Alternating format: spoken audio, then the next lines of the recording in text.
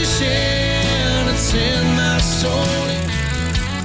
Welcome to the Salt Strong Podcast, disrupting fishing entertainment as you know it. Prepare to laugh. Prepare to get to know fishing legends in a whole new and unfiltered way. And on occasion, you might even learn a thing or two about fishing. Here's your host, Joe Simons. Like diamonds. Anxiety attacks in the Bible. Hey everybody, Joe Simons, like diamonds, back again with Salt Strong Unchurched. And yes, there were documented anxiety attacks in the Bible from people you know, and we'll talk about that in a little bit.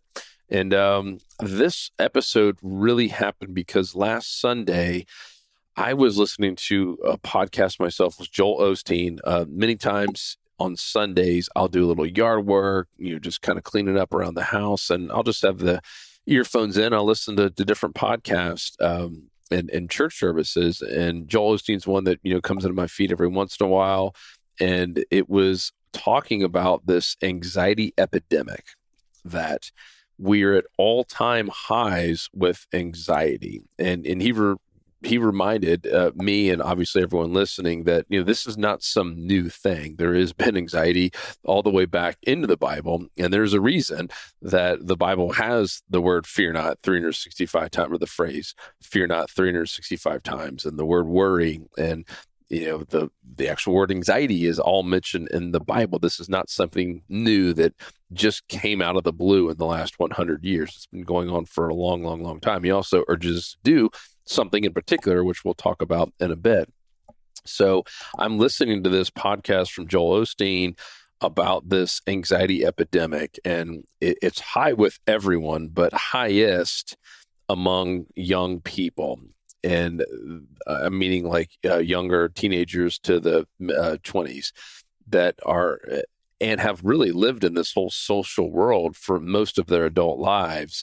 And all they know is comparing themselves against how many followers they have versus their friends, or how many times someone's tagged them, or how popular they are, or how many negative comments they get. I mean, they've literally had to grow up in this. I can't honestly even imagine.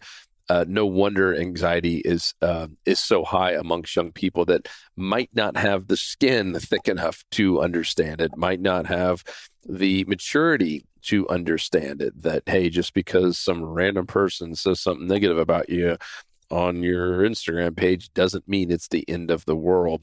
And I believe, and I'm sure many of you will agree with me and be nodding when I say this, that the enemy, Satan, would love nothing more than for us to live in anxiety over little small things like that, especially things that God has already taken care of, that God already has a plan for. I mean, I go back looking in my past when I was suffering from these, literally daily anxiety attacks, and every little thing I'd plan out or have an escape route. I was fearful and had worry and anxiety over things that hadn't even happened yet. And most likely weren't going to happen, but it was always that what if, and then your mind just starts racing and taking over. It's so weird. Even as I talk about it, it's so weird to think about, yet I was dealing with it every day. So if you're dealing with anxiety or have someone who is, I get it. I've been in the shoes. I will also share that anxiety is never permanent. It's not. It never has been.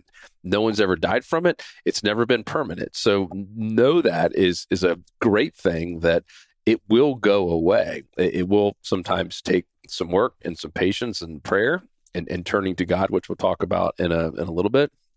But anxiety's never killed anyone. An anxiety attack has literally never killed anyone. And meaning no one's actually died from an anxiety attack. It's not possible.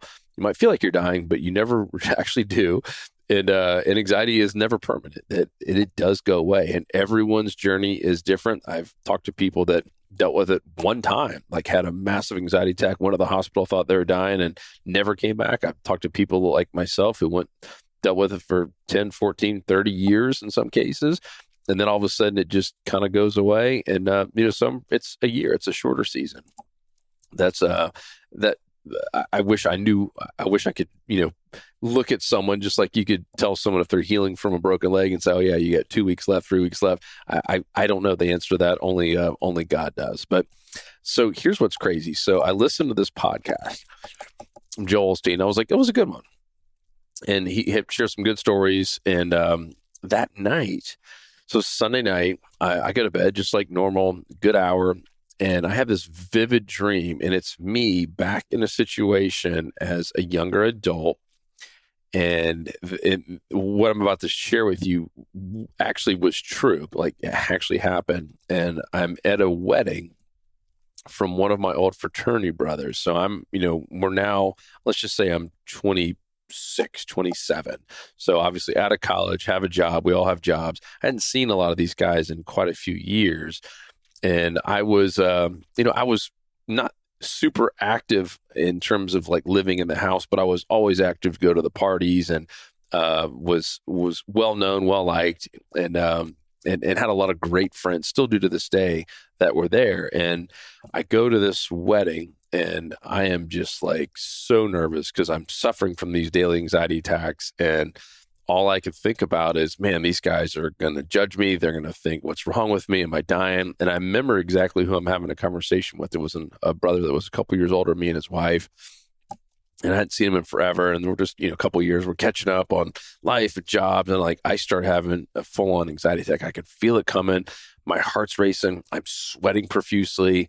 And I excused myself. I was like, hey, man, I got to go to the bathroom real quick. And I really didn't have to go at all. And I remember going back into that bathroom stall at this reception and just sitting on the toilet with my pants up. I did not have to go to the bathroom.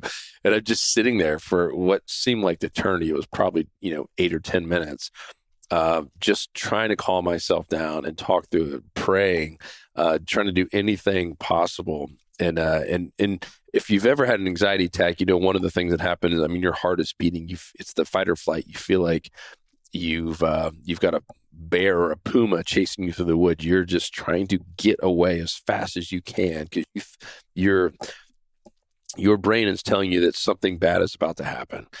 So you're just running. You're complete flight mode.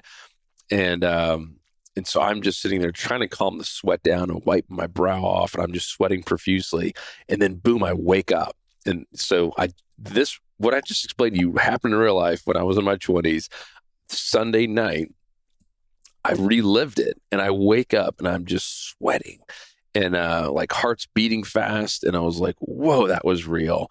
And so I spent a little time the next day because I didn't forget about that dream. And I was like, all right, God, you trying to tell me something? And the more I just kind of listened and prayed on it, he's like, I need you to talk more about anxiety because I feel like I've talked about anxiety in this podcast enough.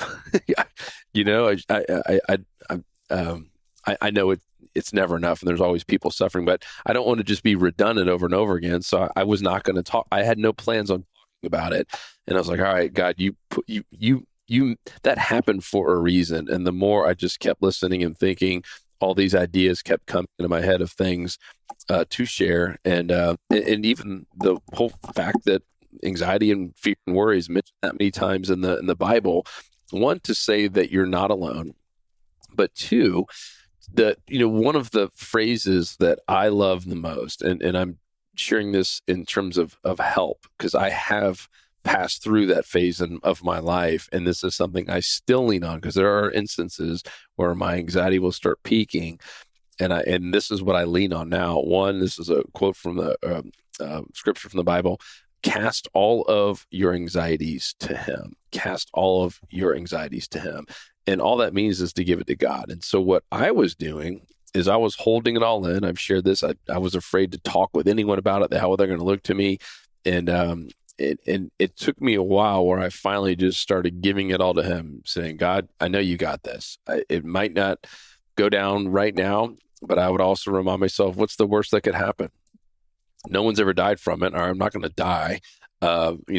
I might look weird or might have to excuse myself, but what's the absolute worst that could happen? And it was never as bad as I feared it would. And all these little things would take it down, but just giving it to God was huge. And I talked about anxiety attacks in the Bible. One in particular is David, and David literally was under the attack of anxiety a couple different times. And David, this is his quote, "I will call on the name of the Lord and he will rescue me." And that is what got David out of that funk, if you will, of this anxiety attack, is "I will call on the name of the Lord and he will rescue me." Right? That's a big one. Write that one down. Save it. "I will call on the name of the Lord and he will rescue me." That's good. Even if you're not dealing with full-on anxiety attacks, just dealing with a little bit of anxiety.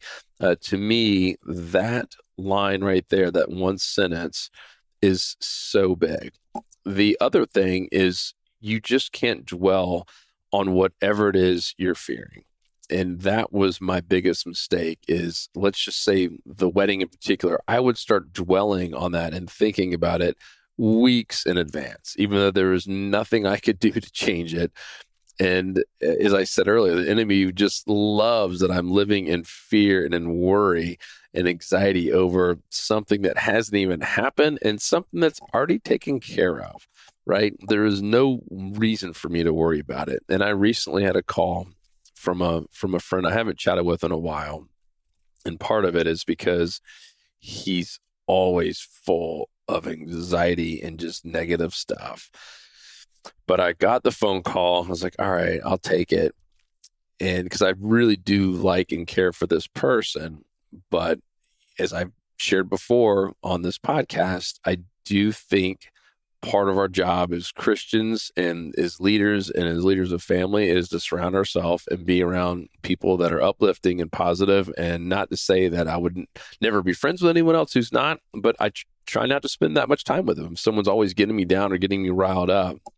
And within minutes of this conversation of catching up with this guy, he starts talking about inflation, then starts talking about the leadership of the nation. And all these things I agree with, by the way, like everything he was saying, I agree with. But then he starts, getting into China and the corruption and, just the dollar and the printing money and all of these things. And I'm talking like he is building up so much anxiety within himself. He can't even see the goodness or the happiness around him. I'm talking like he has spent hours and hours studying all of these things and watching the news, probably hours per day.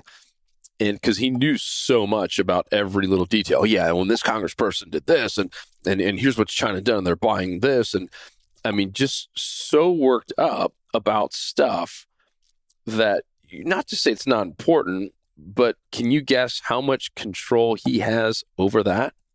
Like, how much control does he have over what China's buying here in America? Zero. How much control does he have over what Joe Biden decides to do tomorrow? Absolutely zero. So why get yourself so worked up about it? Why not focus on the things you have control of in terms of being positive, being a leader, being a great dad and a husband, which he is both?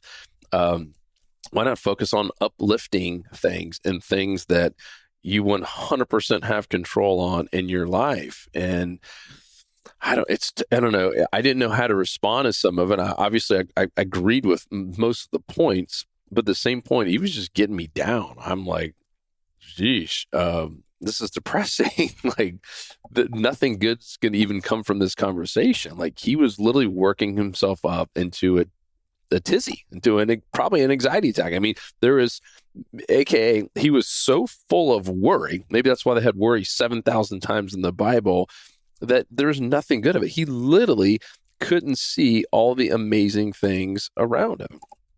Right. And to me, a lot of people have asked me, like, well, what happens when you get rid of the anxiety attacks? AKA, what's the opposite of anxiety? And my answer is always peace. Peace is the opposite of anxiety, because when you're at peace, things like all the stuff he was talking about with politics and inflation and everything going on in our school systems and all that doesn't mean I have to agree with it, but I can have peace with it where it's not causing me anxiety or worry. And I could even make steps to change some of that, like in local schools. I might have a little influence there. I can still do it peacefully, and I can still do it in peace. It doesn't have to rile me up to the point I'm literally just not sleeping because of worry, right? I mean, and that's where he was. And I could tell he's coming from an unhealthy place. It was just over the top, out of control. And to the point, I don't want to have a conversation with him again for a while, because it was just so negative and so full of worry that is way outside of our control. And I believe that's one of the worst things about anxiety is you miss all the beauty of what's going on today because your mind is so fired up and in fear and in worry about the future. And that's really what anxiety is, right? You're not having anxiety about the past. You're having anxiety about the future. You can't really have anxiety about even the present. It's tough if you're truly just living in the present because you're just there. You're in the moment. The anxiety is always about what's going to happen next, even if it's just seconds next or an hour next or a week or a year next. It's what's going to happen next. And I know because that was the filter that I used all the time. And now I try to find all of the beauty and the awesome things that are happening today in my life, not someone else's life, right? And that's part of the problem with the younger generation is they're looking at what's everyone else doing, and then applying that to their filter of how their life is. Well, compared to so-and-so, my life is not as good. I didn't get to go on a cruise this week, or I'm not dating anyone great, or I didn't get this same kind of job or the same kind of car or whatever it might be. No, have peace by just living in the beauty of today instead of being worried or anxious or in fear about the future, whatever that might hold. And then ultimately, as David did, I will call out on the name of the Lord, and he will rescue me. Cast all of your anxieties to him, straight out of the Bible. So give them to God. I mean, that's really the biggest one. It's going to take you with a little bit of a mindset shift, not focusing on the stuff that you can't control. And then two, having peace with the fact that God does have control, and all of this is already taken care of. Whatever you're worried about is already taken care of. So I hope this was helpful. I hope this reached the right person. Like I said, I was not planning on talking about this on the podcast here today, but after the last Sunday's basically like an anxiety attack dream, I guess is the best way to explain it, because I felt like I had when I woke up sweating from reliving that past moment. I just felt like God was calling me to share some of that, and ultimately to know you're not alone, right? Because that was probably the thing I struggled with the most in the very beginning, because I didn't know what I had. I was afraid to really tell anyone. I finally went to a doctor, and they really kind of diagnosed me with, hey, this is anxiety attack. And then I was like, oh, and then I was able to do all the research. But prior to that, I was trying to hide it. And I just thought I was dying, and no one else had ever dealt with this before in the history of the world. But fear not. This goes all the way back to the Bible, and even incredible leaders like David, who we're still celebrating today, had his attacks with anxiety, and gave us his best response on how he dealt with it. So once again, I hope this was helpful, and fear not, I guess, is the phrase I will leave you with. Go back and now we got Google and all the great ways you can find every all 7 to 9, depending on what version you're looking at of the Bible. But every time anxiety is mentioned, go look at all those and just start reading those, and maybe one will click with you more than another. But all of them kind of go back to that same thing. So I've read them all. It's put it in God's hands. Leave it with God, and have faith. Be at peace, and don't worry about the future. That is what the enemy wants us to do more than anything else. Is all the stuff in the news and all the stuff going on is to rile us up. Have peace with it. Control what you can control in your life and your family's life, and leave the rest to God. Love you guys, and I will talk to you in the next episode. Do you have any other thoughts or questions on this? Hit me up, joe@saltstrong.com. 'Cause fishing, it's in my soul. It was passed down to me from the days of old. To find us on the water, if there was a way. 'Cause